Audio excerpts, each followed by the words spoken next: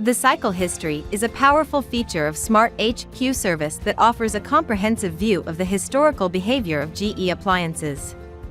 It is a data logger that captures 70 critical parameters over 140 compressor cycles in the case of a refrigerator. This amounts to 6 days of historical data. The cycle history data displays critical parameters and how they have changed over time. The parameters that can be graphed are identified by the blue lines on the left of each row of the table.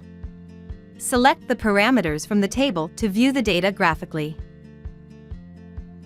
Analyzing the historical customer usage data helps to identify the root cause of an issue. This helps to quickly resolve issues in the appliance and facilitates communication between the technician and the appliance owner.